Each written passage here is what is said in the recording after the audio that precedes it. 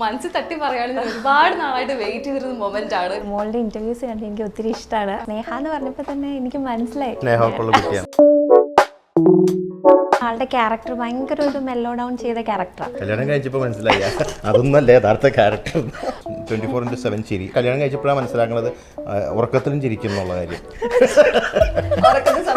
അതെ, ഉണ്ട് സംസാരമുണ്ട്, ചിരിയുണ്ട്. ചില രാത്രികൾ ഹൊററായിരിക്കും.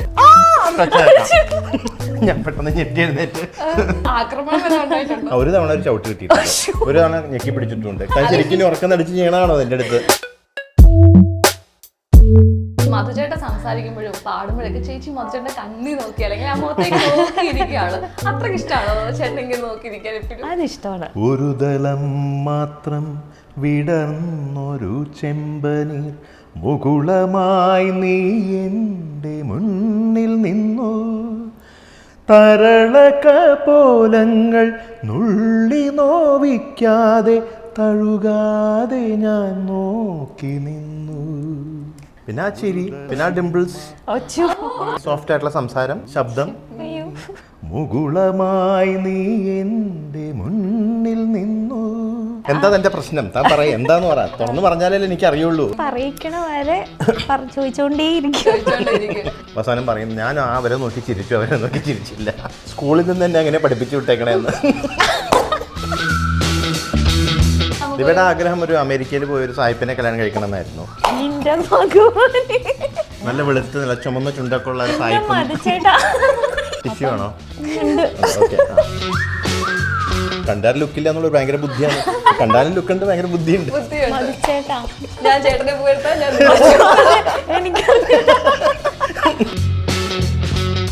സാറിങ്ങനെ പുതിയൊരു പടത്തിലേക്ക് എന്നെ വിളിക്കുന്നുണ്ട്, ഹീറോ ആയിട്ടാണ് ചോദിക്കണത്. സാറിങ്ങനെ ആദ്യം കേട്ടെങ്കിലും ഇരുന്നിട്ട് സൂര്യനൊക്കെ മറഞ്ഞു പോലെ അതുപോലെ ഒന്നിട്ട് തന്നെ തമിഴിലാണ് സംസാരം. പിന്നെ അതിനുശേഷം കല്യാണത്തിന് ശേഷം ദിവ്യൻ സമ്മതിച്ചില്ല. ആദ്യം ഇനീഷ്യൽ ടൈമിലൊക്കെ കുറച്ച് പോസിറ്റീവ്നെസ് കൂടെ ഒഴിഞ്ഞ സിംഹത്തിന് ആർക്ക് വേണം? കുറച്ചു നേരം സ്നേഹം തന്നെ നോക്കിയിരുന്ന സ്നേഹം നടക്കണതൊക്കെ കാണിച്ചു. കമൽഹാസന്റെ ഒക്കെയാണ് ഏറ്റവും കൂടുതൽ ചെയ്യാ. ദിവ്യനെ കൊണ്ടൊരു കുഴിയിലേക്ക് കൊണ്ട് ചാടിക്കാൻ പോവാ. കടവുൾ പാതി മൃഗം പാതി ചേർന്ന് കലന്ത കലവൈനാൻ. ഇപ്പൊ നല്ലൊരു ഓഫർ നായകനായിട്ട് ചേച്ചി എന്ത് പറയും? എന്ത് പറയും? Oh thank you. നിങ്ങളെല്ലാവരും കണ്ടല്ലോ. സാക്ഷികളുണ്ട്, സാക്ഷികൾ. കണ്ണൂഞ്ചലാടും മങ്കൈമണി നീ മാർഗഴി തിങ്കളിൻ മടുമലർ മടിത്തട്ടിലെ പൊന്മാനോ പാൽക്കനവോ. Hi, hello, welcome to Jango Space. വളരെ സന്തോഷത്തോടെയാണ് ഞാൻ ഇന്ന് ഇവിടെ ഇരിക്കുന്നത്. കാരണം ഇന്ന് എൻ്റെ കൂടെ ഉള്ളൊരു അതിഥികൾ വളരെ സ്പെഷ്യലാണ്. കാരണം ഞാൻ ഒരുപാട് നാളായിട്ട് കാത്തിരുന്ന് വെയിറ്റ് ചെയ്തൊരു മൊമെൻ്റ് ആണിത്. പ്രിയപ്പെട്ട മധുചേട്ടനും ദിവ്യ ചേച്ചിയും. ചേട്ടാ സ്വാഗതം. സത്യമായിട്ടും ഞാൻ മനസ്സിൽ തട്ടി പറയുകയാണെങ്കിൽ ഒരുപാട് നാളായിട്ട് വെയിറ്റ് ചെയ്തിരുന്ന മൊമെൻ്റ് ആണ്. കാരണം ചേട്ടനൊരു ഇൻ്റർവ്യൂ എടുക്കാമെന്ന് പറയുമ്പോൾ അപ്പം ഞാൻ സത്യം പറഞ്ഞാൽ ഇന്നലെ ഞാൻ ഉറങ്ങിയിട്ടില്ല. കാരണം എന്താണെന്ന് അറിയാമോ, ഞാൻ ഇങ്ങനെ ആലോചിക്കുമായിരുന്നു വന്നു കഴിയുമ്പോൾ അവിടെ എന്താ സംഭവിക്കാൻ പോകുന്നത്. കാരണം കുറേ നാൾ ഒരു അവൈറ്റഡ് മൊമെൻ്റ് ആണല്ലോ. അപ്പോൾ ചേട്ടന് ആലോചിക്കാൻ പറ്റും ഞാൻ എന്തായിരിക്കും എങ്ങനെ ആലോചിച്ചുകൊണ്ടിരിക്കുന്നത്, എന്താണ് അവിടെ സംഭവിക്കാൻ പോകുന്നത്. അല്ല, നമ്മൾ ഇന്റർവ്യൂ എന്ന് പറയുമ്പോൾ നമ്മൾ ചോദിക്കുന്നതിന്റെ ആൻസർ പറയാന്നാണല്ലോ. അപ്പൊ ഞാൻ ഇങ്ങനെ എന്ത് ചോദ്യം പ്രതീക്ഷിച്ചിട്ടാണ് വന്നിരിക്കുന്നത്. എനിക്ക് മോളുടെ ഇന്റർവ്യൂസ് കണ്ട് എനിക്ക് ഒത്തിരി ഇഷ്ടമാണ്. അപ്പൊ വിളിച്ചപ്പോ തന്നെ സ്നേഹ എന്ന് പറഞ്ഞപ്പോ തന്നെ എനിക്ക് മനസ്സിലായി സ്നേഹമുള്ള കുട്ടിയാണെന്ന്. അല്ല, ആക്ച്വലി ഞാൻ ഇങ്ങനെ ടെൻഷനായി. അതെ, നമ്മൾ വരുമ്പം എന്തായാലും മധുചേട്ടൻ വരുമ്പോൾ മധുചേട്ടനെ പാട്ട് പാടാതെ വിടാൻ പറ്റില്ല. അപ്പൊ ഏത് പാട്ട് പാടിപ്പിക്കും? ഇങ്ങനെ കുറേ ഇങ്ങനെ ഞാൻ നോക്കിയിട്ട് ഷോർട്ട് ലിസ്റ്റ് ചെയ്തുകൊണ്ടിരിക്കുക. ഒന്നും ചെയ്യാൻ പറ്റുന്നില്ല. കാരണം എല്ലാം സൂപ്പർ ഹിറ്റ് ആണ്, എല്ലാം ഒന്നിനൊന്നും മെച്ചമാണ്.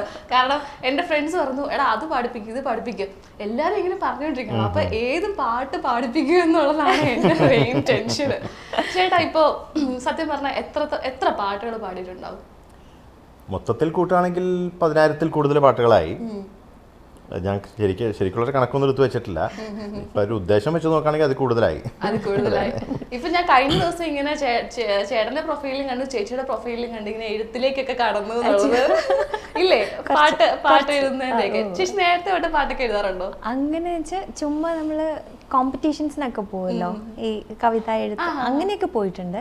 പിന്നെ അത് കഴിഞ്ഞിട്ട് എൻ്റെ ചേട്ടൻ ഒരു മ്യൂസിക് പ്രൊഡക്ഷൻ കമ്പനി തുടങ്ങിയായിരുന്നു. അപ്പോൾ അതിലേക്ക് ഒരു 9 സോങ്സിൽ ഒരു സോങ് വേണമെന്ന് പറഞ്ഞപ്പോൾ ഞാൻ പെട്ടെന്ന് ഒരു ഗണപതിയുടെ ഉണ്ണി ഗണപതി എന്ന് പറഞ്ഞൊരു CD, അതിലാണ് ഫസ്റ്റ് എഴുതിയത്. മധുചേട്ടൻ പാടി വിഘ്നങ്ങൾ അകലുവാൻ തുണയേകണേ എന്ന് പറഞ്ഞിട്ട് എടപ്പള്ളി ഗണപതിയുടെ ഒരു പാട്ട്. അതെപ്പോഴും ചാനലുകളിൽ വരാറുണ്ട് രാവിലെ. ഈ എന്താ പറയാ ഭക്തിഗാനങ്ങളുടെ കൂട്ടത്തിൽ രാവിലെ ചില ചാനലിൽ പ്ലേ ചെയ്യുമല്ലോ അതില്. പിന്നെ ഗുരുവായൂരപ്പൻ. പിന്നെ അത് കഴിഞ്ഞിട്ട് ഒരു സതീഷ് സാർ ഉണ്ട്. സതീഷ് സാർ മ്യൂസിക് ചെയ്ത് അയച്ചു തരും. അപ്പോൾ അതിനനുസരിച്ച് ലിറിക്സ് മറ്റേ ഡോക്ടർ ഗംഗാധരനൊക്കെ ഇല്ലേ, ഞാൻ ദൈവത്തെ പോലെ കാണുന്ന അദ്ദേഹമാണ്. അപ്പോൾ അദ്ദേഹത്തിന് വേണ്ടി അദ്ദേഹം പാടി അഭിനയിച്ച അങ്ങനെയൊക്കെ കുറേ പാട്ടുകൾ. പിന്നെ ഒരു ഓണപ്പാട്ട് അങ്ങനെ അങ്ങനെ എഴുതി ഈ ലെവലെത്തി നിൽക്കുന്നല്ലേ. അപ്പൊ കല്യാണ സമയത്തൊക്കെ അറിയായിരുന്നു. ഞാൻ ആക്ച്വലി ചോദിച്ചോട്ടെ, ലവ് മാരേജ് ആയിരുന്നു അറേഞ്ച് മാരേജ് ആയിരുന്നു? ഞങ്ങൾ ഓൾറെഡി റിലേറ്റീവ്സ് ആണ്. അപ്പൊ ഞാൻ കുട്ടിക്കാലം ഒരു ദിവ്യ കാണുന്ന സ്കൂൾ യൂണിഫോമിലൊക്കെ കണ്ടിട്ടുണ്ട്. കാരണം ഞങ്ങൾ ഓൾറെഡി ഞാൻ പറഞ്ഞില്ല റിലേറ്റീവ്സ് ആണ്. പല കസിൻസും എൻ്റെയും ഫ്രണ്ട്സാണ്, ദിവ്യയുടെ കസിൻസ്. അപ്പം ഞങ്ങൾ ഇടയ്ക്കിടയ്ക്ക് ക്രിക്കറ്റ് കളിക്കാൻ ഒന്നല്ലെങ്കിൽ ഞാൻ താമസിച്ചിരുന്നത്, ഞാൻ എൻ്റെ വല്യമ്മയുടെ വീട്ടിൽ നിന്നാണ് പഠിച്ചിരുന്നത് കോതമംഗലത്ത് കോളേജ് സമയത്ത്. അപ്പോൾ അവരൊക്കെ നമ്മുടെ വല്യമ്മയുടെ വീട്ടിൽ വന്ന് ക്രിക്കറ്റ് കളിക്കാൻ വരും. ഞാൻ ഇവരുടെ തറവാട്ടിൽ പോയി ക്രിക്കറ്റ് കളിക്കും. അപ്പോൾ അപ്പോഴൊക്കെ അപ്പുറത്തൊരു സ്ഥലത്ത് ഒരു ഷട്ടിൽ കളിക്കുന്നുണ്ടാവും. സ്കൂളിൽ നിന്ന് വന്ന ഉടനെ ഒരു മെറൂൺ കളർ ബോട്ടും വൈറ്റ് കളർ ടോപ്പും ഒരു കണ്ണടയൊക്കെ വെച്ച് അത് എനിക്ക് ഓർമ്മയുണ്ട്. പക്ഷെ അന്നൊന്നും ഞങ്ങൾക്ക് യാതൊരു പ്രേമൊന്നുമില്ല. പിന്നെ എൻ്റെ ഗുരുനാഥൻ്റെ അടുത്ത് തന്നെയാണ് ദിവ്യം പാട്ട് പഠിച്ചത്. അപ്പോഴും ഞങ്ങൾ തമ്മിൽ പ്രേമമില്ല. കാരണം ഞാൻ പഠിച്ചത് ഗുരുനാഥൻ്റെ വീട്ടിൽ തന്നെയാണ്. ഗുരുനാഥൻ്റെ ചേച്ചിയുടെ വീട്ടിലിടയ്ക്ക് എൻ്റെ ഗുരുനാഥൻ പോയി പാട്ട് ക്ലാസ് എടുക്കുമായിരുന്നു. അവിടെയാണ് ദിവ്യ പോയിക്കൊണ്ടിരുന്നത്. അതുകൊണ്ട് ഞങ്ങൾ അവിടെ വെച്ചൊന്നും കണ്ടിട്ടില്ല. പക്ഷെ ഒരു ഗുരുനാഥൻ്റെ ശിഷ്യഗണങ്ങളാണെന്ന് പറയുമ്പോൾ പലരും തെറ്റിദ്ധരിക്കും, ഓ അപ്പോഴേ പ്രേമം തുടങ്ങിയാണ്. പക്ഷെ അങ്ങനെയല്ല, കല്യാണത്തിന് മുമ്പ് ഒരു 1.5 കൊല്ലം 2 കൊല്ലം മുമ്പ് ഞങ്ങൾ പ്രണയിച്ചു തുടങ്ങി. ആർക്കാണ് ആദ്യം ഒരു പ്രണയം തോന്നുന്നത്? കൊള്ളാലോ, ദിവ്യയെ തന്നെ ഒന്ന് നോക്കാം അല്ലെങ്കിൽ പ്രണയിക്കാന്നുള്ളൊരു തോന്നൽ തോന്നി തുടങ്ങിയത് ആർക്കാണ്? രണ്ടുപേർക്കും പ്രണയം തോന്നിയായിരുന്നു. അതെ, അത് ഞാൻ ഒരു ചാനലിലൊരു റിയാലിറ്റി ഷോ ചെയ്യായിരുന്നു. ഞാൻ തന്നെ കമ്പയർ ചെയ്യുകയും ചെയ്യും. അതിൻ്റെ ജഡ്ജും ഞാൻ തന്നെയായിരുന്നു. രാഗതരംഗം എന്ന് പറഞ്ഞൊരു ഷോ സൂര്യ TV-യിലായിരുന്നു. അപ്പോൾ അത് ഓരോ ശനി ഞായറുമാണ് അതിൻ്റെ ടെലികാസ്റ്റ് ഉണ്ടായിരുന്നത്. അപ്പോൾ അത് കഴിഞ്ഞിട്ട് ദിവ്യം ശ്രീശാന്തും ഗോപും കൂടി, ഗോപുന്ന് ഞങ്ങൾ വിളിക്കാം, ഗോപും കൂടി എന്നെ വൈകുന്നേരം അത് കഴിയുമ്പോൾ വിളിക്കും. എന്നിട്ട് അതിൻ്റെ നല്ല കാര്യങ്ങളും പറയും, എന്തെങ്കിലും പ്രശ്നമുണ്ടെങ്കിൽ ക്രിട്ടിസൈസ് ചെയ്യുകയും ചെയ്യും. അങ്ങനെ അത് ഒരു സ്ഥിരം ഇതായി. അപ്പോൾ ചില ശനിയാഴ്ച ഞായറാഴ്ച അവരുടെ കോള് കണ്ടിരിക്കും, അവർ വിളിച്ചല്ലേ എന്താണോ വിളിക്കാതിരുന്നേ എന്നുള്ളൊരു തോന്നലായി തുടങ്ങി. അപ്പോൾ കൂടുതലും ഗോപു സംസാരിച്ചുകൊണ്ട് ദിവ്യ വന്നില്ലെങ്കിൽ ചിലപ്പോൾ ഗോപു മാത്രമായിരിക്കും. അപ്പം എന്താ ദിവ്യ എന്ന് വരാതിരുന്നത്? അതെ അതെ അതെ, അങ്ങനെ തോന്നി തുടങ്ങി. പിന്നെ ഇടയ്ക്കിടയ്ക്ക് ദിവ്യ അതിനുശേഷം വിളിച്ചു തുടങ്ങി. പിന്നെ പതുക്കെ പ്രേമം മുട്ടിട്ടു, തളിർത്തു. പറഞ്ഞതൊക്കെ അന്ന് ഓർമ്മയുണ്ടോ? കാരണം എന്താണ് പാവാടയും ബ്ലൗസും ഒക്കെ അന്ന് ചേച്ചി ശ്രദ്ധിച്ചിട്ടുണ്ടോ ചേട്ടനെ? അങ്ങനെയല്ല, ഞങ്ങൾ റിലേറ്റീവ്സ് ആണല്ലോ. അപ്പം ഇങ്ങനെ വളരെ ഇങ്ങനെ അധികം സംസാരിക്കൊന്നുമില്ലായിരുന്നു അന്ന്. അപ്പം ഇങ്ങനെ ഭയങ്കര ക്വയറ്റായിട്ട് വരിക, പാട്ട് പാടാൻ പറയുമ്പോൾ പാടുക, അങ്ങനെ ആ പാട്ടിനോടുള്ള ഇഷ്ടം. പിന്നെ ആളുടെ ക്യാരക്ടർ ഭയങ്കര ഒരു മെല്ലോ ഡൗൺ ചെയ്ത ക്യാരക്ടറാണ്. കല്യാണം കഴിച്ചപ്പോൾ മനസ്സിലായി അതൊന്നല്ലേ യഥാർത്ഥ ക്യാരക്ടർ. ഇല്ല കേട്ടോ. അപ്പോൾ അങ്ങനെ ഇഷ്ടമായി. അന്നേ വെച്ചാൽ ഞങ്ങൾ കസിൻസ് എല്ലാവർക്കും പൊതുവെ മധുചേട്ടൻ എന്ന് പറഞ്ഞാൽ നല്ലൊരു ആരാധനയുള്ള ഒരു ആളായിരുന്നു. ഇപ്പൊ ചേച്ചിയെ വിളിക്കുമ്പോൾ എനിക്ക് ഭയങ്കര സന്തോഷം തോന്നുന്നത് എന്റെ സ്വന്തം നമ്മുടെ വീട്ടിലെ ഒരു ചേച്ചിനെ പോലാണ് തോന്നിയത്. കാരണം ഇത്രയും എന്നോട് നമ്മള് കുറെ ദിവസമായിട്ട് ചേച്ചിക്ക് തന്നെ അറിയാം. ഞാൻ കുറെ നാളിങ്ങനെ വിളിച്ചോണ്ടിരിക്കും, ചേച്ചി ശല്യപ്പെടുത്തിക്കൊണ്ടിരിക്കണം, ചേച്ചി എന്നാ വരാൻ പറ്റും. അങ്ങനെയല്ലേ എനിക്ക് തോന്നുന്നത്, എന്റെ സ്വന്തം വീട്ടിലെ കൊച്ചാന്ന് എനിക്ക് തോന്നി. അങ്ങനെയാണ് പിന്നെ കൊണ്ടുവന്നല്ലേ. അപ്പൊ ചേച്ചി അത്രയ്ക്ക് സ്വീറ്റ് ആണ്. അപ്പൊ ഈ ഒരു കല്യാണ ശേഷം അല്ലെങ്കിൽ ആ ഒരു കല്യാണം ആലോചിക്കുന്ന സമയത്തും ചേച്ചി ഇങ്ങനെ ആയിരിക്കും അല്ലെങ്കിൽ ഇങ്ങനെ ആയിരിക്കും എന്നുള്ളൊരു ധാരണ ചേട്ടനുണ്ടായിരുന്നു? ചേച്ചിയുടെ ഞാനും അപ്പം മുതലേ ഞാനും ശ്രദ്ധിക്കുന്നുണ്ട്. നല്ല ഒതുങ്ങിയ സ്വഭാവം, എല്ലാവരോടും ചിരിക്കുക, 24/7 ചിരി. ഉറപ്പം ഞാൻ കല്യാണം കഴിച്ചപ്പോഴാണ് മനസ്സിലാക്കുന്നത് ഉറക്കത്തിലും ചിരിക്കും എന്നുള്ള കാര്യം.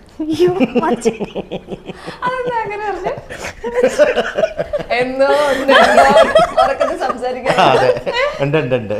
സംസാരമുണ്ട്, ചിരിയുണ്ട്. ചിലപ്പോൾ ചില രാത്രികൾ ഹൊററായിരിക്കും. പേടിച്ച് ചിലപ്പോൾ ഒച്ചയൊക്കെ എടുത്ത് ഞാൻ പേടിച്ച് പിന്നെ എൻ്റെ ഉറക്കം പോകും. ഞാൻ ചിലപ്പോൾ ഒരു പ്രോഗ്രാമൊക്കെ കഴിഞ്ഞ് ക്ഷീണിച്ചായിരിക്കും ചിലപ്പോൾ ഒന്ന് വന്ന് എങ്ങനെയെങ്കിലും ഒന്ന് ഉറങ്ങിയാൽ മതി എന്ന് വെച്ചാൽ അപ്പോൾ 2 ദിവസം ഉറക്കം ക്ഷീണം ഉണ്ടാവും. അതിനൊന്ന് കിടന്ന് നല്ല സ്വസ്ഥമായിട്ട് കിടന്ന് ഉറങ്ങി ഒരു 2 മണി 3 മണിയാകുമ്പോഴത്തേക്കും ഞാൻ പെട്ടെന്ന് ഞെട്ടി എഴുന്നേറ്റ്. അതെല്ലാം കഴിഞ്ഞിട്ട് ദിവ്യ അങ്ങോട്ട് തിരിഞ്ഞിട്ട് സുഖമായിട്ട് കുറുക്കും അങ്ങനെ തിരിഞ്ഞു കിടന്ന് ഉറങ്ങണ്ടാവും. ആ പേടി കാരണം കൊണ്ട് ആ ദിവസത്തെ ഉറക്കം മുഴുവൻ എൻ്റെ പോകും. രാവിലെ മുഴുവൻ ഞാൻ അങ്ങോട്ടും ഇങ്ങോട്ടും തിരിഞ്ഞ് നേരം വിളിപ്പിക്കും. ആദ്യമൊന്നും പറയില്ലായിരുന്നു, പറയാനൊരു സങ്കടം. അത് പറഞ്ഞാൽ വിഷമിക്കോ, പിന്നെ ഞാൻ പറഞ്ഞു. പിന്നെ അപ്പൊ ആദ്യമൊന്നും വിശ്വസിക്കില്ലായിരുന്നു, വർത്താനം പറയും ഇങ്ങനെ. അപ്പൊ എന്നാ പിന്നെ ഒന്ന് റെക്കോർഡ് ചെയ്ത് കേൾപ്പിച്ചെന്ന് പറയും എൻ്റെ അടുത്ത്. ഞാൻ പലതവണ ഇങ്ങനെ സംസാരം കേൾക്കുമ്പോൾ ഈ ഫോൺ ഇങ്ങനെ രാത്രി തപ്പി ഇങ്ങനെ ഫോൺ തപ്പിയെടുക്കും. തപ്പിയെടുത്തിട്ട് ഇങ്ങനെ റെക്കോർഡ് ചെയ്യാൻ വേണ്ടി പോകുമ്പോഴത്തേക്കും പോട്ടെ പാവല്ലേ വിട്ടേക്കാം എന്ന് പറഞ്ഞാൽ അത് പലപ്പോഴും ഞാൻ വേണ്ടാന്ന് വെച്ചിട്ടുണ്ട്. എനിക്കറിഞ്ഞൂടാ, ചേച്ചി ചിരിക്കുന്നത് കണ്ടാലേ അറിയാം. സ്വപ്നാടനം മാത്രം ഇതുവരെ ഉണ്ടായിട്ടില്ല. സ്വപ്നാടനം നടക്കാറില്ല. ഒരു തവണ ഒരു ചവിട്ട് കിട്ടിയിട്ടുണ്ട്, ഒരു തവണ ഞെക്കി പിടിച്ചിട്ടുണ്ട്.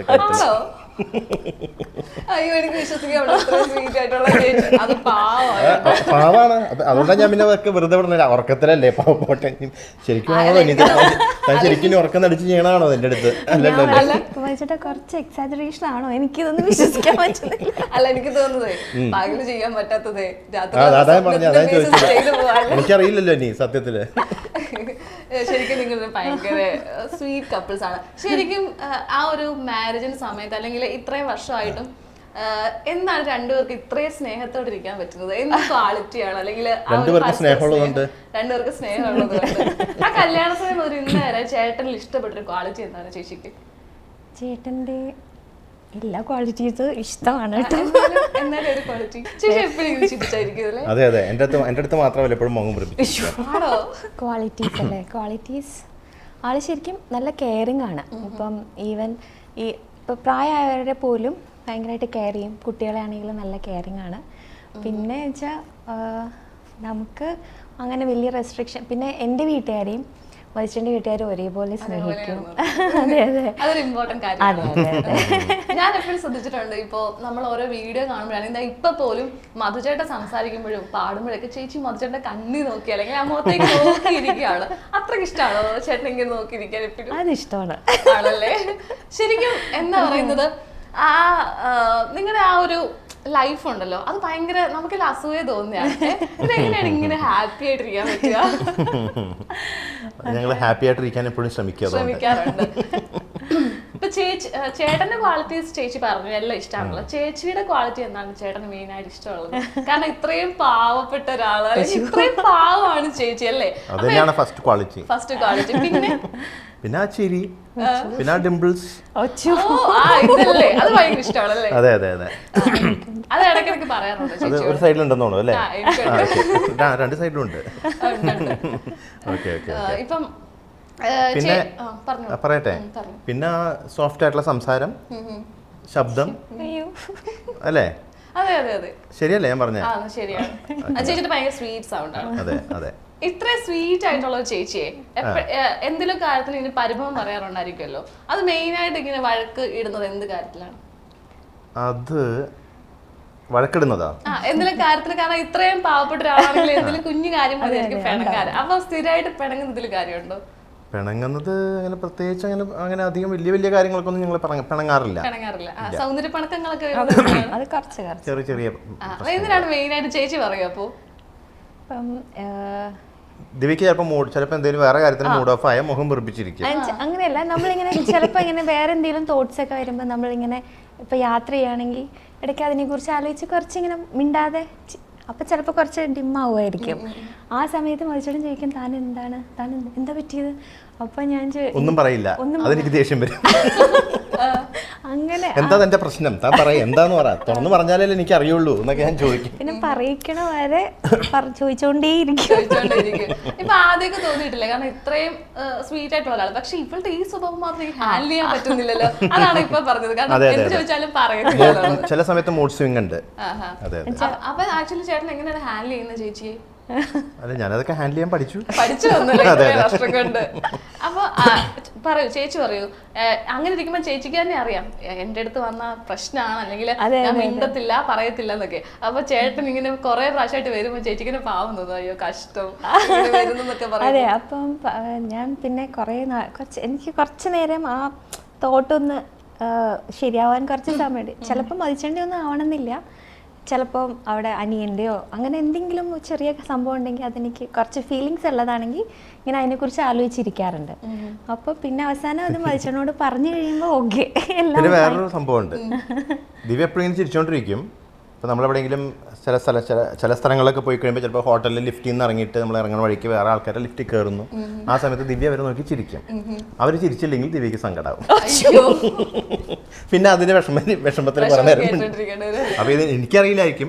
ഞാൻ കുറച്ച് നേരം ദിവ്യ ഇങ്ങനെ മുഖം ഡിമ്മായിട്ടിരിക്കണ കാണുമ്പോൾ ഡള്ളായിട്ടിരിക്കണ കാണുമ്പോൾ ഞാൻ കുറച്ച് നേരം കഴിയുമ്പോൾ ചോദിക്കും, എന്താ എനിക്ക് പറ്റി, എന്തൊരു മൂഡ് ഓഫ്, എന്താണ് പ്രശ്നം ചോദിക്കുമ്പോൾ ഒന്നുമില്ല എന്ന് ആദ്യം കുറേ പ്രാവശ്യം പറയും. അപ്പോൾ എന്താണെന്ന് ഞാൻ ഇങ്ങനെ ചകഞ്ഞ് ചോദിച്ചു കഴിയുമ്പോൾ അവസാനം പറയും, ഞാൻ അവരെ നോക്കി ചിരിച്ചു, അവരെ നോക്കി ചിരിച്ചില്ല. ഞാൻ പറയും, താൻ എന്തിനാ എല്ലാവരും ഇങ്ങനെ ചിരിക്കാൻ പോണേ എന്ന് ഞാൻ ചോദിക്കും.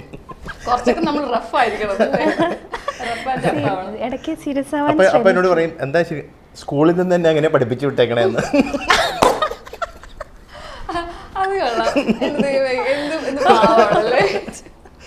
എല്ലാവരും ചിരിക്കണം എന്നാണ് സിസ്റ്റർമാര് പണ്ടൊരു. അതൊരു ആംഗ്ലോ ഇന്ത്യൻ സ്കൂളിലായിരുന്നു. ഫസ്റ്റ് സ്റ്റാൻഡേർഡിൽ പഠിക്കുമ്പോൾ ബി ചിയർഫുൾ എന്ന് പറഞ്ഞൊരു ചാപ്റ്റർ ഉണ്ടായിരുന്നു. അപ്പോൾ അത് പക്ഷേ എന്നെ ഒത്തിരി ഇൻഫ്ലുവൻസ് ചെയ്തിട്ടുണ്ട്.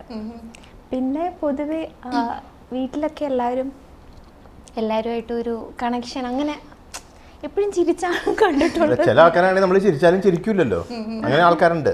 നമ്മൾ ചിരിച്ചാലും മസിൽ പിടിച്ചിരിക്കും, അവര് നോക്കിട്ട് ഇങ്ങനെ പോകും.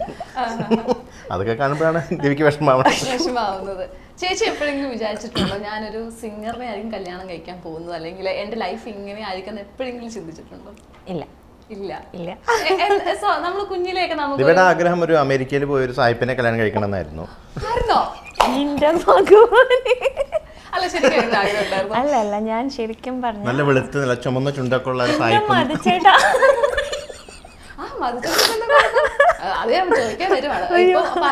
ഇല്ല, അല്ല, ഞാൻ എനിക്ക് പുറത്ത് പോയിട്ട് സയന്റിസ്റ്റ് ആവണമെന്നായിരുന്നു എൻ്റെ ആഗ്രഹം. അതേ ഉള്ളൂ, അതിനാണ് ഇത്രയും. അപ്പം MSc കഴിഞ്ഞപ്പോൾ ഇങ്ങനെ അതിനൊരു അവസരം കിട്ടി. അപ്പോൾ കിട്ടിയപ്പോൾ മരിച്ചെണ്ണെ വിളിച്ച്, അച്ഛാ ഡിഗ്രി ഫൈനൽ ഇയറിലായിരുന്നു ഞങ്ങൾ കുറച്ച് ഇഷ്ടപ്പെടാൻ തുടങ്ങിയത്. അപ്പോൾ MScക്ക് ജോയിൻ ചെയ്തപ്പോഴാണ് എനിക്ക് പോകാൻ പറ്റും എന്നുള്ളത് അറിഞ്ഞത്. അപ്പോൾ വിളിച്ച് ചോദിച്ചു, മരിച്ചേട്ടൻ ഞാനിങ്ങനെ പോയിക്കോട്ടെ, ഞാൻ സയൻറ്റിസ്റ്റ് ആവണം, പോയിക്കോട്ടെ. അപ്പോൾ മരിച്ചേട്ടൻ പറഞ്ഞു, ഇപ്പോൾ വേണ്ട, കല്യാണമൊക്കെ കഴിച്ച് കഴിഞ്ഞിട്ട് ആലോചിക്കാം. പിന്നെ അവൾക്ക് എങ്ങനെ പോയാലോ. അപ്പം അതിനെ വെച്ചിട്ടാണ് ഈ പറയുന്നത്. എന്നോട് പോയിക്കോളാൻ പറഞ്ഞു. പിന്നെ അത് കഴിഞ്ഞിട്ട് എന്താ പറയാ, പിന്നെ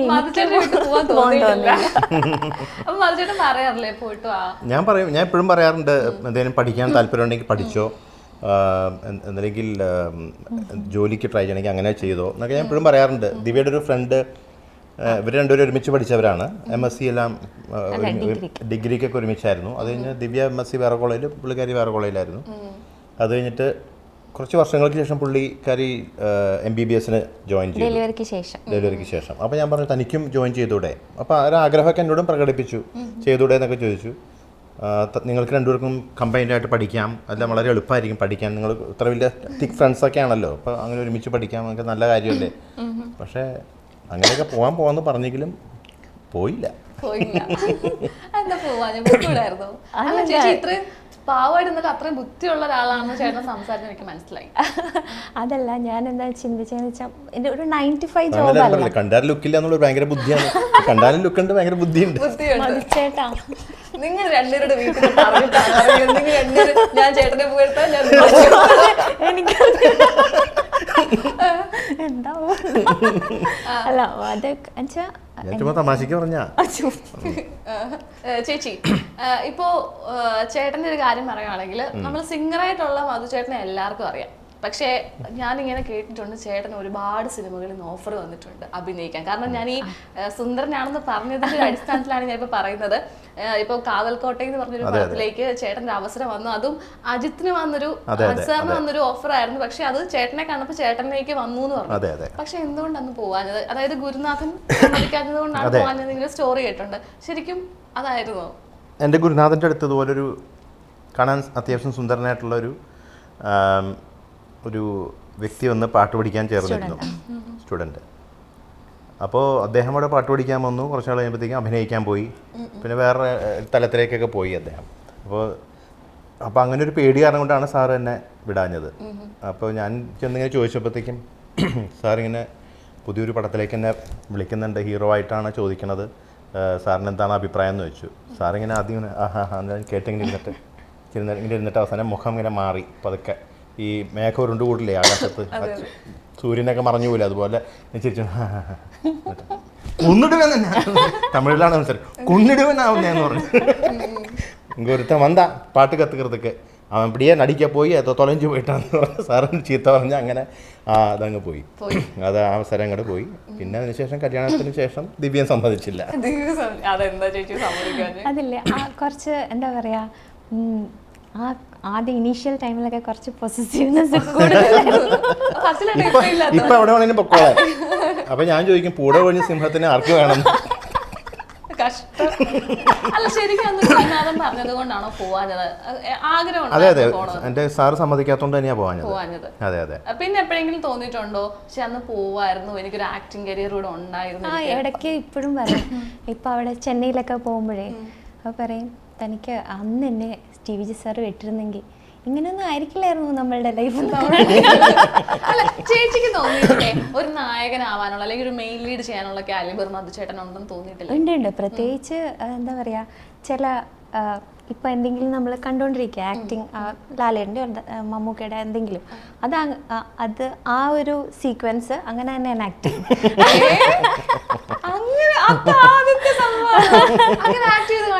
പിന്നെ കമൽഹാസന്റെ ഒക്കെയാണ് ഏറ്റവും കൂടുതൽ ചെയ്യാൻ. കാണിക്കാൻ പറ്റില്ലല്ലോ. മെയിനായിട്ട് കാണിക്കുന്നത് എന്താ വിജയ്? കമൽഹാസന്റെ വെറുതെ താനെന്തിനാ ഇങ്ങനെ അല്ല എന്തിനാ കാണിച്ചേ? ചേട്ടൻ സകലകല വല്ലവനാണ് പറഞ്ഞോണ്ടിരിക്കുന്നത്. അല്ല ഞാനത് കണ്ടു കഴിയുമ്പോൾ ഇമിറ്റേറ്റ് ചെയ്യുന്ന പറഞ്ഞ. ഇപ്പൊ പെട്ടെന്ന് കാണിക്കാനല്ല പറഞ്ഞത്. വോയിസ് ഒക്കെ അവരുടെ ചില മാനറിസംസ് അതൊക്കെ ഇമിറ്റേറ്റ് ചെയ്യുന്നുള്ളൂ.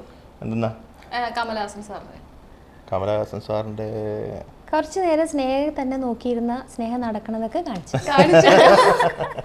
അങ്ങനത്തെ കഴിവുണ്ടല്ലേ? ഞാനിപ്പോ ഇവിടെ ഇരിക്കല. അപ്പൊ കമലഹാസൻ സാറിന്റെ ഞാൻ അല്ല ഇങ്ങനെ അവരെ കണ്ടു കഴിഞ്ഞാൽ ഉടനെ അങ്ങനെ ചെയ്യുന്നേ ഉള്ളൂ. ഇപ്പോൾ ഞാൻ അവരുടെ വോയിസ് ഒക്കെ ഇമിറ്റേറ്റ് ചെയ്യും, അങ്ങനെയുള്ള അങ്ങനെയൊക്കെ കാര്യങ്ങൾ അങ്ങനെ ചെയ്യാറുള്ളൂ. ദിവ്യ എന്നെ കൊണ്ടൊരു കുഴിയിലേക്ക് കൊണ്ട് ചാടിക്കാൻ പോവാ. അല്ല എന്നാലും ഒന്ന് നോക്കൂ, ശ്രമിച്ചു നോക്കൂ. കടവുൾ പാതി മൃഗം പാതി, கடவுள் பாதி மிருகம் பாதி சேர்ந்து கலந்த கலவை நான். അങ്ങനെ അങ്ങനെ ആ ഒരു അതൊക്കെ കണ്ടു കഴിഞ്ഞാൽ ഉടനെ ഇമിറ്റേറ്റ് ചെയ്യുന്നേ ഉള്ളൂ. എന്തായാലും അടിപൊളിയായിട്ടുണ്ട് കേട്ടോ. ശരിക്കും ഇങ്ങനൊരു മധുചേട്ടൻ ഞാൻ കണ്ടിട്ടില്ല കേട്ടല്ലേ? എങ്ങനെ അങ്ങനെയൊന്നും പറഞ്ഞിട്ടില്ല അല്ലേ? ശരിക്കും ഇതൊക്കെ പക്ഷെ അത് ഭയങ്കര രസമായിട്ടുള്ള മൊമെന്റ്സ് ആയിരിക്കും നിങ്ങളുടെ ലൈഫിലല്ലേ? കാരണം നിങ്ങളായിട്ടുള്ള ഒരു സ്പേസിൽ ഇങ്ങനെ കണ്ടുകൊണ്ടിരിക്കുമ്പോൾ ഇമിറ്റേറ്റ് ചെയ്യുക, അത് ഭയങ്കര ഹാപ്പി മൊമെന്റ്സ് ആയിരിക്കുമല്ലോ. ഇപ്പം നമ്മൾ ഈ കാണുന്ന പോലെ തന്നെ ഭയങ്കര പാവവും ആൻഡ് സ്വീറ്റ് ആണോ വീട്ടിൽ ചേട്ടാ? അതോ വെച്ച് ദേഷ്യപ്പെടുന്ന സ്വഭാവം ഒക്കെ ഉണ്ടോ? ദേഷ്യം എന്ന് വെച്ചാൽ അങ്ങനെ പെട്ടെന്ന് ദേഷ്യമൊന്നും വരില്ല. ഏറ്റവും ദേഷ്യം അങ്ങനെ ഞാൻ പറഞ്ഞില്ല, ഇങ്ങനെ ഞാൻ മുഖം ഇങ്ങനെ ചിരിക്കാതിരുന്ന ദേഷ്യം വരും. പിന്നെ കുട്ടികൾ എന്തെങ്കിലും അനുസരണക്കേട് കാണിച്ചാൽ അപ്പോഴൊക്കെയാണ് ഒച്ച. ഒച്ചയൊക്കെ വരുമോ? മെയിനായിട്ട് എന്ത് കാര്യമാണ് ചേട്ടൻ ദേഷ്യം വരുന്നത് വീട്ടിലാവുമ്പോ? ഈ കുട്ടികൾ എന്തെങ്കിലും അനുസരണക്കേട് കാണിക്കുക, ഉഴപ്പി നടക്കുക, അങ്ങനെയൊക്കെ കാണുമ്പോൾ ദേഷ്യം വരും. അലസതയൊക്കെ കാണുമ്പോൾ ദേഷ്യം വരും. ഇപ്പൊ അന്ന് പോവാൻ പറ്റിയില്ലെന്ന് പറഞ്ഞ അഭിനയിക്കാൻ, ഇപ്പൊ ഒരു ചാൻസ് കിട്ടുവാണെങ്കിൽ ചേട്ടൻ പോവും അഭിനയിക്കാൻ? പോയിക്കോളാനപ്പോ പറഞ്ഞേക്കണത്. ഇപ്പൊ പറയുന്നുണ്ടല്ലേ? ഇപ്പോഴും ഫാൻസ് ഉണ്ട് ഒരുപാട്. അപ്പൊ അങ്ങനെ വിടാൻ പാടില്ല. മധുചേട്ടൻ എന്ന് വെച്ചാൽ ഇപ്പോഴും എന്താ പറഞ്ഞ പെൺകുട്ടികൾക്കാണെങ്കിലും ഈ കേരളത്തിലുള്ള എല്ലാ ഭാഷയിലും അല്ലേ? ഇപ്പൊ തമിഴ്, തെലുങ്ക്, തുളു എല്ലാ ഭാഷയിലും ചേട്ടൻ പാടിയിട്ടുണ്ട്. എല്ലായിടത്തും ഫാൻ ബേസ് ഉണ്ട്. അപ്പൊ ഇടാൻ പറ്റും നമുക്ക്. ഇപ്പൊ നല്ലൊരു ഓഫർ നായകനായിട്ട് ചേച്ചി എന്ത് പറയും? പോയിക്കോളാൻ ആണോ? ഓ താങ്ക് യു. എല്ലാവരും നിങ്ങളെല്ലാവരും കണ്ടല്ലോ. അല്ല, ഇനി സാക്ഷികളുണ്ട്, സാക്ഷികൾ. മാറ്റി അതെ. പറയരുത്. ഇപ്പൊ വരാറുണ്ടോ ഓഫേഴ്സ് ഇങ്ങനെ അഭിനയിക്കുന്നതിന്റെ? ഇപ്പോൾ ചോദിക്കാറുണ്ട്. എന്നുവെച്ചാൽ എനിക്ക് നല്ല സബ്ജക്റ്റ് ആയിക്കൊള്ളണമെന്നില്ല, അങ്ങനെ ഞാൻ ഒഴിവാക്കി വിടും. അങ്ങനെ ഒഴിവാക്കി വിടാം. ചുമ്മാ നമ്മളൊരു അഭിനയിക്കാൻ പോയിട്ട് ആദ്യത്തെ ഫിലിം തന്നെ ഇങ്ങനെ ആയി പോകരുതെന്നുള്ളൊരു അതൊരു ഇതാണ്. അത് നമ്മൾ സൂക്ഷിക്കണമല്ലോ. ഇപ്പൊ ചേച്ചിയുടെ ചേട്ടന്റെ ഏറ്റവും ഒരു സ്പെഷ്യൽ മൊമെന്റ് ആയിട്ട് നമ്മൾ പ്രേക്ഷകർ കണ്ടിട്ടുള്ളത് അന്നൊരു സ്റ്റേജില് ചേട്ടന്റെ ബർത്ത്ഡേയുടെ അന്ന്, അതായത് ഒരു ദളം മാത്രം എന്നുള്ള ആ പാട്ട് പാടിയ സമയത്ത് ചേച്ചി ഇങ്ങനെ കയറി വരുന്നൊരു, എന്റെ ദൈവമേ ഭയങ്കര റൊമാൻറ്റിക് ആണ്. അതായത് ആ പാട്ടിന്റെ വരികൾ അർത്ഥവത്താക്കുന്ന നിമിഷങ്ങളായിരുന്നു അവിടെ സംഭവിച്ചുകൊണ്ടിരുന്നത് അല്ലേ? ചേച്ചി എത്ര നേരം കൂടി പുറകെ നിൽക്കും. അപ്പൊ ചേട്ടൻ ഇങ്ങനെ റിഹേഴ്സൽ നടത്തിക്കൊണ്ടിരിക്കുക പാട്ടിന്റെ. അവസാനം ആ പാട്ട് പാടുമ്പോഴത്തേന് ചേച്ചിനെയൊക്കെ വിളിച്ച്, അത് ഭയങ്കര സ്പെഷ്യൽ മൊമെന്റ് ആയിരുന്നു അല്ലേ? കാരണം ചോദിക്കുമ്പോ എന്താ പറയുന്നത്, എന്റെ വൈഫിന്റെ പെർഫ്യൂമിന്റെ മണം കിട്ടി. അതൊന്നും എല്ലാവർക്കും അങ്ങനെ ചിലപ്പം മനസ്സിലാവണമെന്നില്ല ആ സാന്നിധ്യം. അതെങ്ങനെയായിരുന്നു ആ ഒരു മൊമെന്റ്? അത് എന്നെ കുട്ടൻ ചേട്ടൻ, അത് എം ജയന്തരനും ദീപവും അവരൊക്കെ കൂടി ഇങ്ങനെ ആ പാട്ട് പല്ലവി പാടിയിട്ട് അത് ശരിയായില്ല, വീണ്ടും പാടൂ എന്നൊക്കെ കുട്ടൻ ചേട്ടൻ അങ്ങനെ പറയുന്നുണ്ടായിരുന്നു. അപ്പോൾ ഞാനത് സീരിയസ് ആയിട്ടാണെന്ന് വെച്ചാൽ എന്തെങ്കിലും ശരിയാക്കാനുണ്ടാവും, ഇത് ഞാൻ വീണ്ടും വീണ്ടും പാടിക്കൊണ്ടിരിക്കുകയാണ്. അപ്പോൾ 2 തവണ പാടി, 3ാമത്തെ തവണ ഇങ്ങനെ പാടിക്കൊണ്ടിരിക്കുമ്പോൾ ഓർക്കസ്ട്രക്കാരിങ്ങനെ നോക്കിയപ്പോൾ പുറകിലൊരാളോ ആരോ ഇങ്ങനെ വന്ന് നിൽക്കുന്നൊരു ഇത് എനിക്ക് തോന്നി. നമുക്കിങ്ങനെ കാണാൻ പറ്റുമല്ലോ കണ്ണിൻ്റെ സൈഡിൽ കൂടെ ഒരാളിങ്ങനെ നോക്കുമ്പോഴും ഇവിടെ അവിടെ ഒരു ലാമ്പ് ഉണ്ട് എന്നൊക്കെ നമുക്ക് കാണാൻ പറ്റുമല്ലോ ഇല്ലേ? ആ അതുപോലെ ആരോ വന്ന് നിൽക്കണ പോലെ. പിന്നെ നല്ല വീട്ടിൽ എപ്പോഴും അത് ദിവ്യ അടിക്കുന്ന പെർഫ്യൂമിൻ്റെ മണവും വരുന്നുണ്ടായിരുന്നു. അപ്പോൾ മനസ്സിലായി പുറകിൽ വന്ന് നിൽക്കുന്നുണ്ട്. ശരിക്കും പ്രോഗ്രാംഡ് ആണോ, സ്ക്രിപ്റ്റഡ് ആയിരുന്നോ അത്? അല്ല, അത് പ്രൊഡ്യൂസർ സിന്ധു അവർക്കറിയാം, അതെ, എനിക്കറിയില്ല. എന്നെ വിളിച്ചിട്ട് പറഞ്ഞു ഇങ്ങനെ സർപ്രൈസ് കളയരുത്. എന്നിട്ട് അവർ കാറ് വിടുക ചെയ്തത്. ഒരു ഉച്ചയായപ്പോഴത്തേക്കും കാറ് വിട്ടു, ഞാനും മോനും കൂടി ചെല്ലുക ചെയ്തത്. എന്നിട്ട് മതിച്ചേട്ടൻ്റെ റൂമിലാണ് കൊണ്ടിരുത്തിയത്. അപ്പം മതിച്ചേട്ടൻ സ്റ്റേ അവിടെയാണല്ലോ, ജഡ്ജിങ്ങിന് ഇരിക്കുക. പിന്നെ മതിച്ചേട്ടന് ഇങ്ങോട്ട് ഡ്രസ്സ് മാറാൻ വരുമ്പോഴത്തേക്കും എന്നെ വേറൊരു റൂമിൽ കൊണ്ടിരുത്തി. എന്നിട്ട് അവിടെ അങ്ങനെയായിരുന്നു അത്. ഇപ്പൊ ചേച്ചിക്ക് ആ പാട്ടുകൾ നന്നായിട്ട് അറിയാവുന്ന ഒരാളാണ്. അപ്പൊ ആ പാട്ടിന്റെ അർത്ഥം തന്നെ എങ്ങനെയാണ്? ഒരു ദളം മാത്രം വിടർന്നൊരു ചെമ്പനി മുകുളമായി നീ എന്റെ അരികിൽ വന്നു. ആ ഒരു ഭയങ്കര അർത്ഥവത്തായിട്ടുള്ള വരികളാണ്. അപ്പൊ ചേച്ചി എന്ത് ടൈമിംഗ് ആണല്ലേ ആ പാട്ടിന് ഒത്തിട്ടുള്ളത്. അപ്പൊ ചേച്ചി അത് ഭയങ്കര സ്പെഷ്യൽ മൊമെന്റ് അല്ലേ അത്? തീർച്ചയായിട്ടും. എൻ്റെ അടുത്ത് ചോദിച്ചു, മതിച്ചേട്ടൻ ആദ്യമായിട്ട് പാടി കേട്ട പാട്ട് ഏതാന്ന് ചോദിച്ചിരുന്നു. അപ്പം അന്ന് ഫസ്റ്റ് ഞാൻ മതിച്ചേട്ടൻ പാടി കേട്ടിരിക്കുന്നത് ദേവി എന്നുള്ള സോങ്ങാണ്, മറ്റേ ഞാൻ ഗന്ധർവനിൽ. അപ്പോൾ അതുണ്ട്. അപ്പോൾ എന്നോട് ചോദിച്ചു, എനിക്ക് ഏതെങ്കിലും പാട്ട് മതിച്ചേട്ടൻ പാടി കേൾക്കണമെന്ന് ആഗ്രഹമുണ്ടോ എന്ന് ചോദിച്ചു. അപ്പോൾ ഞാൻ പറഞ്ഞു, ഒരു ദളം മാത്രമേ എനിക്ക് ഒത്തിരി ഇഷ്ടമാണ്, ഞാൻ മതിച്ചേട്ടൻ അധികം പാടാറില്ലാത്ത പാട്ടാണ്, അതെനിക്ക് പാടി കേൾക്കണമെന്ന് ആഗ്രഹമുണ്ടോ എന്ന് പറഞ്ഞു. അങ്ങനെ പാടിയതാണ്. ഇപ്പോൾ നമ്മുടെ പ്രേക്ഷകർക്ക് വേണ്ടി ആ 2 വരി ഒന്ന് പാടുമോ ഈ പാട്ടിൻ്റെ? ചേച്ചിക്ക് വേണ്ടി ഡെഡിക്കേറ്റ് ചെയ്യുന്നു വീണ്ടും. ഒരു ദളം മാത്രം വിടർന്നൊരു ചെമ്പനീർ മുകുളമായി നീ എൻ്റെ മുന്നിൽ നിന്നു, തരളകപോലങ്ങൾ നുള്ളി നോവിക്കാതെ തഴുകാതെ ഞാൻ നോക്കി നിന്നു. ഒരു ദളം മാത്രം വിടർന്നൊരു ചെമ്പനീർ മുകുളമായി നീ എൻ്റെ മുന്നിൽ നിന്നു, തരളകപോലങ്ങൾ നുള്ളി നോവിക്കാതെ തഴുകാതെ ഞാൻ നോക്കി നിന്നു. ഓക്കെ. മധുചേട്ടൻ പാടിയിൽ ചേച്ചിക്ക് ഏറ്റവും ഇഷ്ടമുള്ള പാട്ട് ഏതാ? ഇതാണോ അതോ വേറെ എന്തെങ്കിലും ആണോ? ഈശ്വര, അതൊരു അല്ല ഏറ്റവും ഫേവറേറ്റ് ആയിട്ട്. കാരണം ഞാൻ ചോദിക്കാൻ കാരണം അറിയാം, ഞാൻ ചേച്ചിന്റെ നമ്പറിലേക്കല്ല ഞാൻ വിളിച്ചോണ്ടിരിക്കുന്നത്. അതിൽ ഞാൻ എപ്പോഴും കേൾക്കുന്ന കോളട്യൂണാണ് എങ്ങും നിന്ന് വന്ന് പച്ചവണ്ണക്കിളി. ശരിക്കും ഞാൻ അന്ന് തൊട്ട് ഞാൻ ഇവിടെ സ്റ്റുഡിയോയിലാണെങ്കിൽ അതിങ്ങനെ പാടിക്കൊണ്ട് ഇവരോട് ഇതെങ്ങനെ നിന്റെ പാടിലേക്ക് പാടുന്നു ദിവ്യേച്ച് വിളിക്കും കേട്ടോണ്ടിരിക്കുന്നത്. അപ്പം അത് എനിക്ക് പണ്ട് തൊട്ട് ഇഷ്ടമുള്ള ഒരു പാട്ടാണ്. അപ്പൊ ഞാൻ ഓർത്തു ഇതാണോ ചേച്ചിക്ക് ഇഷ്ടമുള്ള പാട്ട്? അപ്പൊ അങ്ങനെ എന്തെങ്കിലും സ്പെഷ്യൽ സോങ് ഉണ്ടോ ചേച്ചിക്ക് ചേട്ടന് ഇഷ്ടമുള്ളത്? എനിക്ക് സത്യം പറഞ്ഞാൽ എനിക്ക് ചെന്താർമിഴി എന്നുള്ള സോങ് ഭയങ്കര സ്പെഷ്യലാണ്. പിന്നെ എങ്ങും നിന്നോ വന്നതെന്ന് വെച്ചിട്ടുണ്ടെങ്കിൽ മതിച്ചേട്ടൻ അന്ന് ശരിക്കും വയ്യാതെ ചെന്നൈ സ്റ്റുഡിയോയിൽ വെച്ചിട്ട് ഞങ്ങൾ ഓസ്ട്രേലിയയിൽ നിന്ന് ഒരു പ്രോഗ്രാം കഴിഞ്ഞിട്ട് മദ്രാസിൽ വന്നിട്ട് അതേ ദിവസം തന്നെ രാവിലെ ആയിരുന്നു ഇതിന്റെ റെക്കോർഡിങ്. അപ്പോൾ എനിക്ക് ചിക്കൻ ബോക്സ് ഉണ്ടായിരുന്നു, ഞാൻ അറിയുന്നില്ല. ചെറിയൊരു പനിയൊക്കെ ഫീൽ ചെയ്യുന്നുണ്ട്. പക്ഷെ റെക്കോർഡിങ് ഫിക്സ് ചെയ്തതുകൊണ്ട് പോയി പാടി കോതണ്ടപാണി സ്റ്റുഡിയോയിൽ. അതിനുശേഷം ആർക്കൊക്കെ കിട്ടിയെന്ന് എനിക്ക് അറിഞ്ഞുകൂടാ. അന്ന് ബ്ലെസ്സി ചേട്ടൻ എല്ലാവരും ഉണ്ടായിരുന്നു. അപ്പം അന്ന് ദേവ് ജ്യോതി മിശ്ര എന്ന് പറഞ്ഞിട്ടൊരു ബംഗാളി നമ്മുടെ മ്യൂസിക് ഡയറക്ടർ സലീൽ ചൗധരി, സലീൽദാടെ ശിഷ്യനാണ് അദ്ദേഹം. അപ്പം അദ്ദേഹം ഇങ്ങനെ ഭയങ്കരമായിട്ട് അപ്രീഷിയേറ്റ് ചെയ്യുന്നുണ്ടായിരുന്നു മനുഷ്യൻ്റെ ഓരോ ഇതും. അപ്പം ഞാനിത് ലൈവായിട്ട് കണ്ടുകൊണ്ടിരിക്കുമ്പോൾ നമുക്കൊരു പിന്നെ വിദ്യാസാഗർ സാറിൻ്റെ എല്ലാ പാട്ടുകളും എനിക്കിഷ്ടമാണ്. മിക്കത് മെലഡീസ് ആണല്ലോ.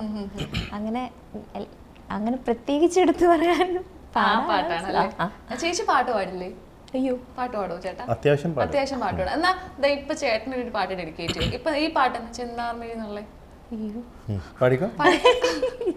മധുചേട്ടൻ നോക്കിയിരിക്കുക പാട്ട് ഇപ്പൊ ചേട്ടന് വേണ്ടി എപ്പോഴും ചേച്ചിക്ക് വേണ്ടിയല്ല ചേട്ടൻ ഡെഡിക്കേറ്റ് ചെയ്യുന്നത്. ഇപ്പൊ നമുക്ക് ചേട്ടന് വേണ്ടി വേർക്കാൻ തുടങ്ങും ഞാൻ. ഇല്ല, കുഴപ്പമില്ല. നമുക്കറിയാലോ, ചേച്ചിക്ക് എന്നെ അറിയാലോ. അപ്പൊ നമ്മൾ ഇതിനെ പേടിക്കുന്നത്. അതെ, വീട്ടിൽ പറഞ്ഞല്ലേ? കണ്ടോ എല്ലാം പുറത്തു വരുന്നു. പാട്ടൊക്കെ പഠിക്കണ്ട്.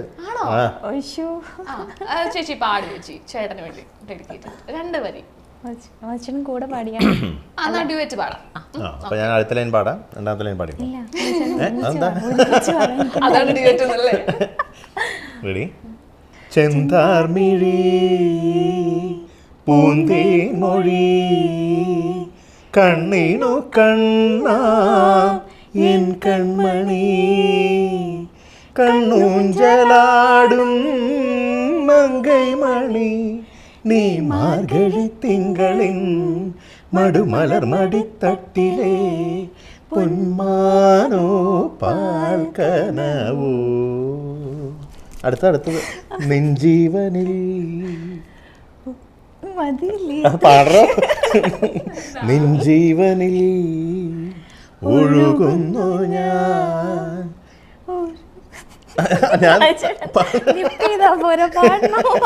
ഒരു സ്നേഹഗംഗ. പാടറോ, തന്നോട് തന്റെ പാട്ട് കേൾക്കാനാണ് അവരിയ്ക്കുന്നത്. എനിക്ക് ചേച്ചി പറഞ്ഞ പിന്നെ ഒന്നും പറയാൻ പറ്റുന്നില്ല. കാരണം ഞങ്ങൾ അങ്ങനത്തെ കണക്ഷൻ ഓക്കെ.